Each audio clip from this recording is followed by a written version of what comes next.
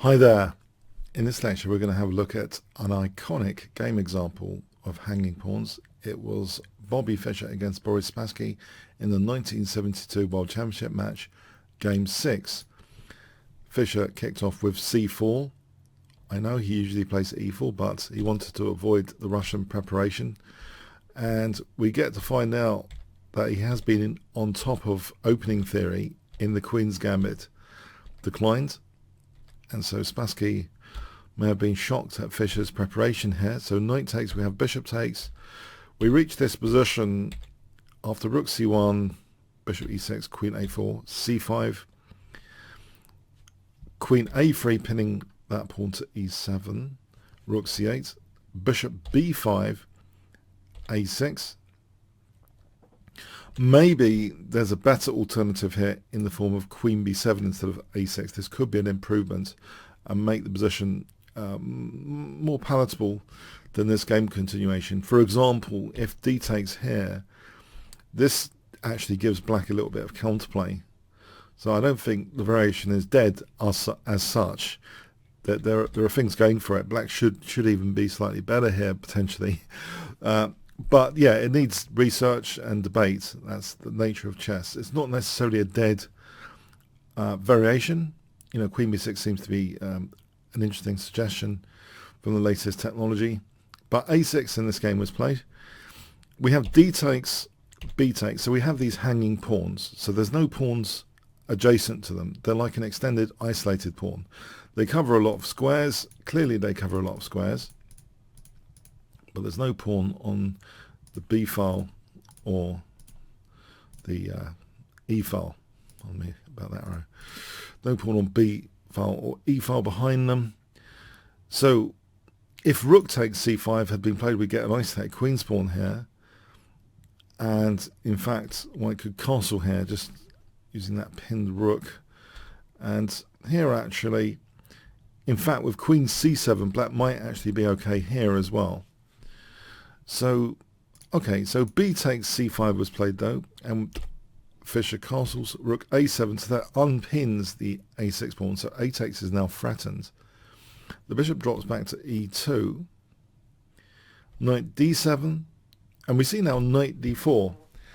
And this is really an interesting thing, actually, I like to say about these different structures, about tackling them.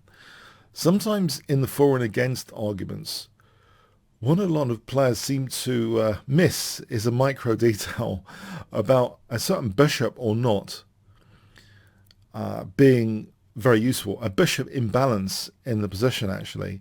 Here, if white can get this bishop off, this bishop becomes much more significant. It's a bishop without a counterpart. And the latest neural networks like Stoffley's have emphasized this time and time again with their examples, what the damage that they can do when there's a bishop without a counterpart.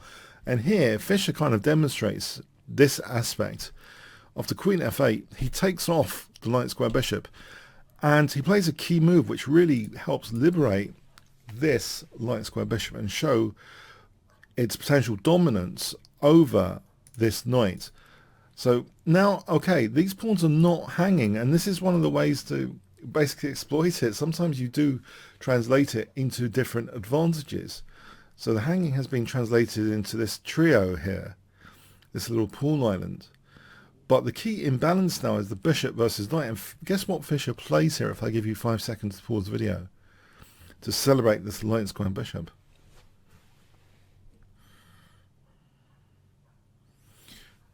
Okay, he plays e4. He's trying to fracture these light squares.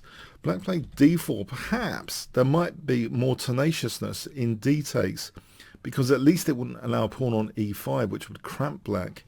So for example, this, it looks terrible for black, but this might actually be the best way to go with a little bit of, you know, activity. And this could be the way for white to go to actually play this f3, this kind of pawn sack and use the d file. White's still in the driving seat though, with a big advantage there potentially. So, but it's a miserable position after d4. These pawns are fixed, and the light square bishop is running rampant in this position now.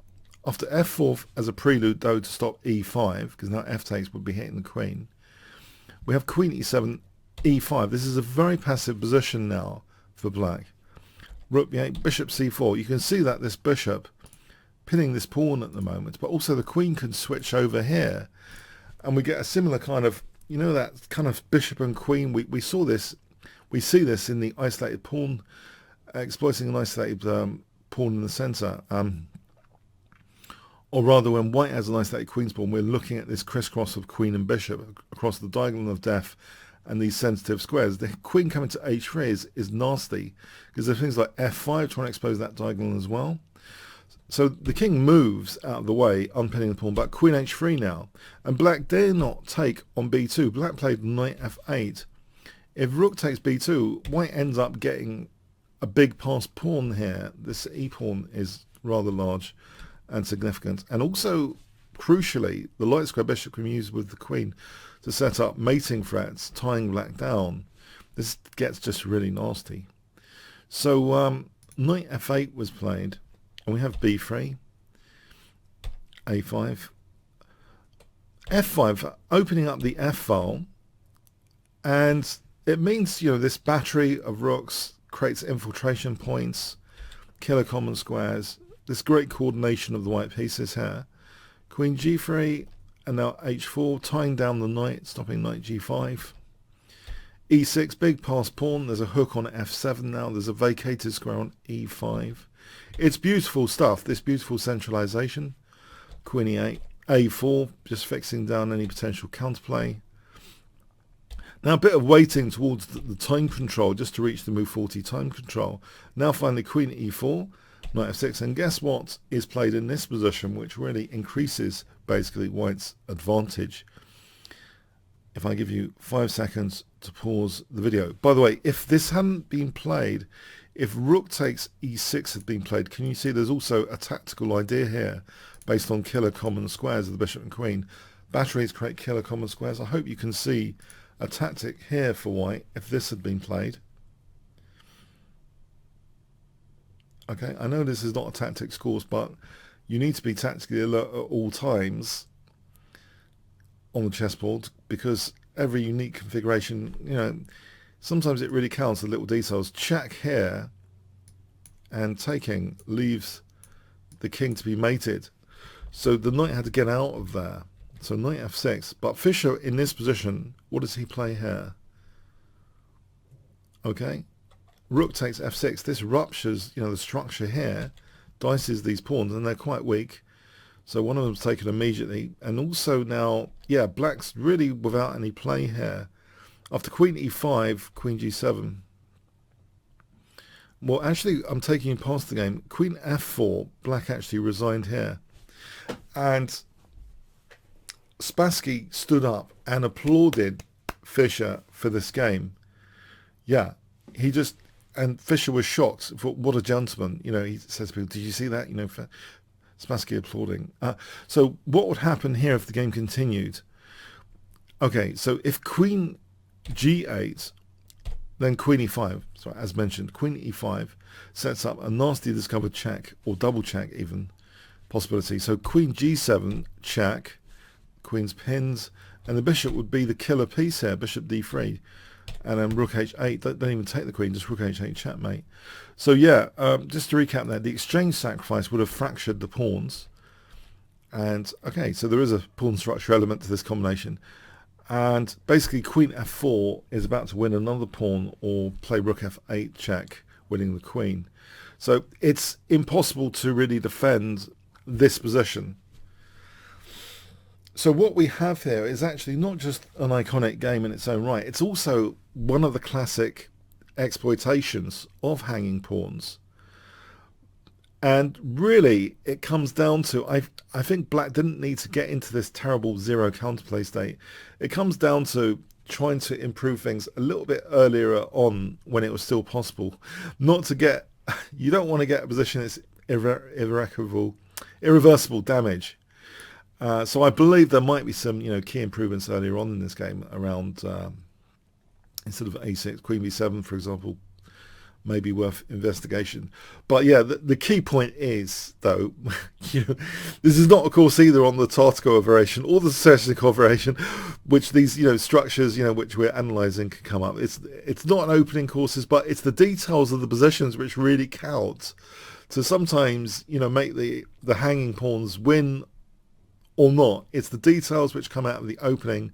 So in other words, you might need, if you do play these structures with black or white, you really need to be up on your theory to get the right piece configuration, because they're considered basically, hanging pawns are a strength and a weakness. They're like quantum, depending on how you look at it. But how you look at it is the actual piece configuration around them. They're like Schroeder's cat, hanging pawns, you don't know if they're weak or strong until you look at the rest of the position. And the rest of the position, you have to know your opening theory and the latest stuff to make sure. So yeah, Spassky on the receiving end here with the hanging pawns. It's an often cited example. They were basically frozen. There was a kingside attack after. There was an exchange sack, which was the final breakthrough, breaking up black's pawns, making the defense irresistible. So I hope you enjoyed this example, and I'm sure many of you may have seen this example before. If not, bonus for the course. Iconic game that is a must-know game in my view. Game 6 is one of my favourite games of all time, and it also occurred in that classic 1972 match. So that was played in Iceland, which was a midway point between the USSR and the States. It's a fantastic story. I definitely recommend you checking out the story of the 1972 World Championship match as well, by the way. Okay, thanks very much. Hi guys, I hope you enjoyed the free sample from my ultimate guide to chess pawn structures, where I really enjoyed gaining a lot of insight for myself and sharing with you guys about various different key structures which you should know about: isolated pawns, backward pawns, hanging pawns. I even talk about form pawns, and this actually has a mammoth 45 plus hours of video content in this course, and you can get it at a discount as well with the standard voucher code, which is on Kingscrusher TV/pawns. So I hope you do check out this pawn structure course. It's given me a lot of confidence to know fundamentally what's going on. Helps with getting a template plan quite easily just based on the pawn structure cues of a chess position. Okay, so I do hope you check that out. Thanks very much.